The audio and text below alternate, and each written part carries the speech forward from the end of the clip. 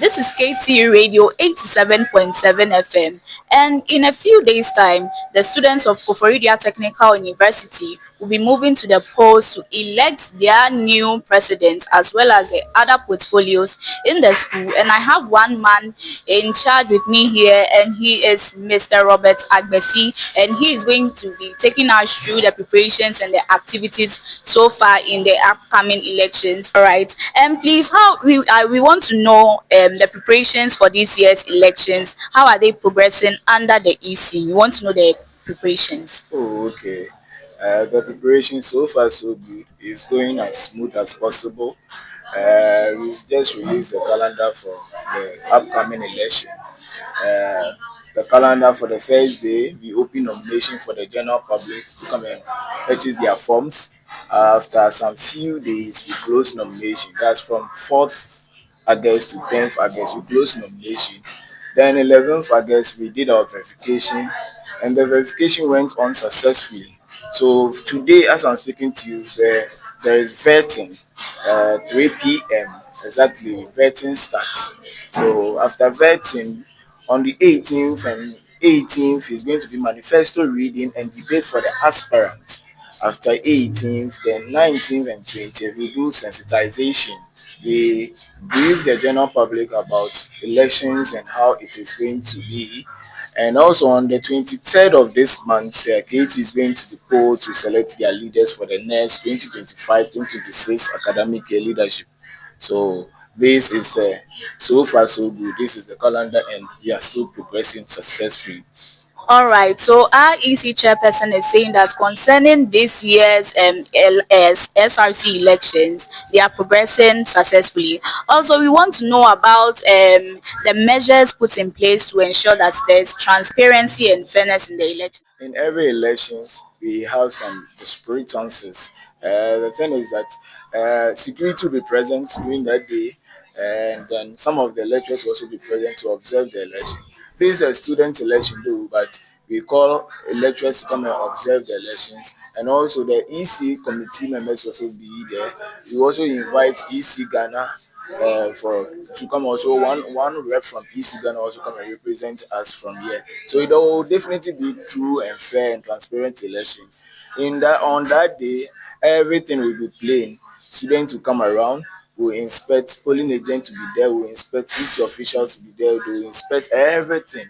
So it is going to be free and fair. It's going to be open to the general public in a whole thing. All right, and this is from our EC chairperson, and he's saying that this year's election is going to be free and fair since we even have one representative from the Electoral Commission Ghana. All right, and during the preparations, have there been any challenges concerning the preparations, and how has the Electoral Commission been able to address them? As you are the Electoral Commission chairperson, we want to know whether if there have been any challenges and how you've been able to address them. Oh, there are no challenges as we face this election, though. But open nomination it went successful. Closing nomination for it went successful. Verification of the aspirant document also went successful. So far so good. We've not faced any serious challenges, I say. In our constitution, we have every second semester, 6th week, they have to inaugurate new EC. After then, 1 week, the EC have to produce or prepare a budget to the House for approval and consideration.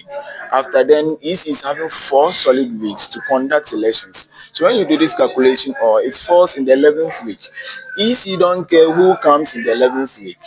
There has been a schedule. Every 11th week in the second semester, there must be an election. So whoever comes in the 11th week is a date that has been set by the EC.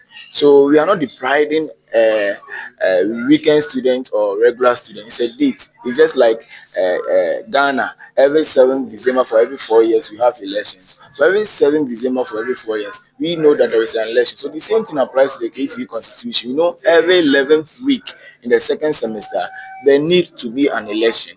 So the date is set on the 23rd of this month. If you know you're a student, you have to come around and do your voting. We don't schedule that to favor every candidate one or candidate two. it's just a date set by the commission. Can you please clarify on the form of voting for this year? Is it going to be in the school or is it going to be online? We want to know the form of voting for this year. Oh, the form of voting is, or the mode of voting is going to be manual, as usual, as we practice each year. It is going to be the manual system.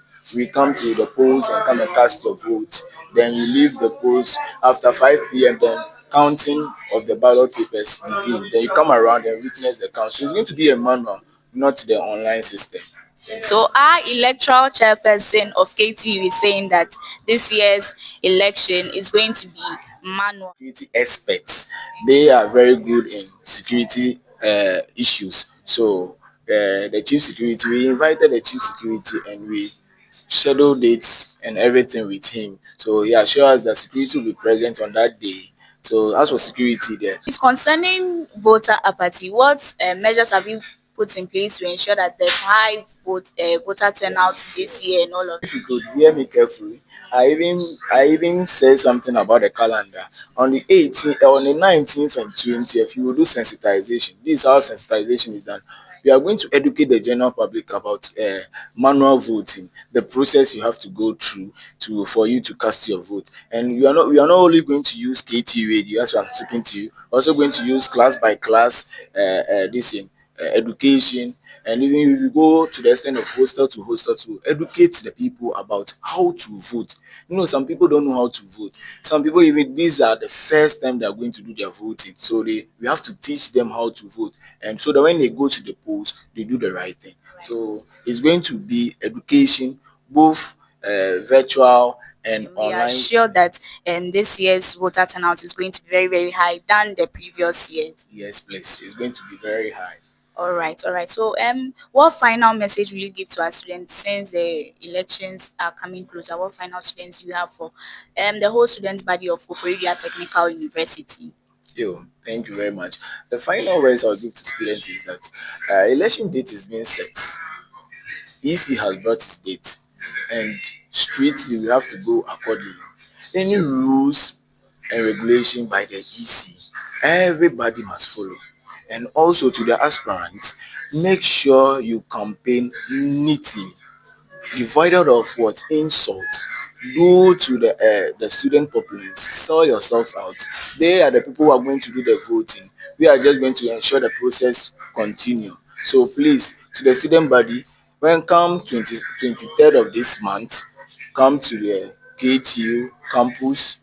You will come and cast your vote successfully and go. All right. And how many polling centers are we going to have for this year's election on the campus? How many? Station is going to be 6. We have 6. We have 5 faculties in KT, which has a lot of students. So the polling station is going to be 6 on the campus Ceremonial grounds, and the D-ball court is going to be occupied with polling stations. All right. Thank you very much. And that brings us to the end of our conversation with the electoral chairperson, Mr. Robert Agbesi. Thank you so much for your time and shedding light on the preparations of this year's SRC elections. We wish you all the best. It has been KTU Radio 87.7 FM and I am Kiki Angie. Stay tuned for more updates on this year's 2025 SRC elections. Thank you.